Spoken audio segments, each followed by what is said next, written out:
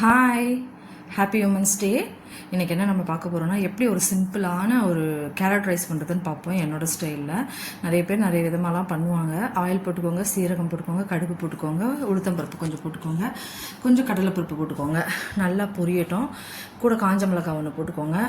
போட்டுட்டு நல்லா அது பொரியணும். பொரிஞ்சதுக்கப்புறமா நம்ம வந்து துருவி வச்சுருக்கோம் பார்த்தீங்களா, கொஞ்சம் பெரிய பெரிய பல்லாக இருக்கிற மாதிரி பார்த்து துருவிக்கோங்க. கேரட்டு, ஒரு பச்சை மிளகா, கொஞ்சோண்டு வந்து கருவேப்பிலை போட்டு நல்லா வதக்குங்க. இந்த பருப்போடு ஆட் பண்ணி எல்லாத்தையும் போட்டு நல்லா வதக்குங்க. நல்லா வதங்கட்டும். லைட்டாக தேவைப்பட்டால் கேரட்டுக்கு மட்டும் லைட்டாக கொஞ்சோண்டு உப்பு போட்டுக்கோங்க. கொஞ்சமாக ஒரு சிட்டிக்கை போட்டுக்கோங்க, கேரட்டுக்காக சொன்னேன். நெக்ஸ்ட் வந்து பெருங்காயப்பொடி போட்டுக்கோங்க. போட்டுட்டு நம்ம ஆல்ரெடி குக்கரில் வச்ச ரைஸ் இருக்குது. நான் குக்கரில் தான் ரைஸ் வைக்கிறேன், அதனால் குக்கர்னு சொல்லிட்டேன். அந்த ரைஸ் எடுத்து இது கூட ஆட் பண்ணுங்கள். ஆட் பண்ணிவிட்டு பெருங்காயப்பொடி, கொஞ்சமாக மஞ்சள் பொடியும் போட்டுக்கோங்க.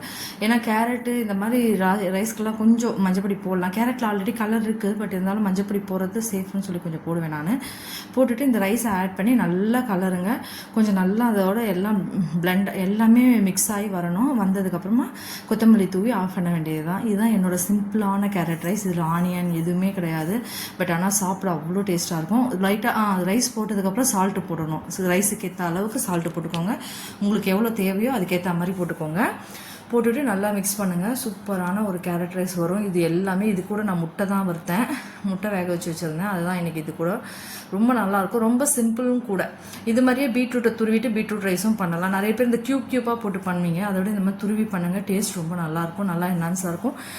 டேஸ்ட்டு சாப்பிட்றதுக்கு வந்து நல்லா ஒரு டேஸ்ட் கொடுக்கும். உங்களுக்கு தேவைப்பட்டால் கடைசியாக லைட்டாக ஒரு ரெண்டு மூணு ட்ராப் வந்து லெமன் பிழிஞ்சிக்கலாம்.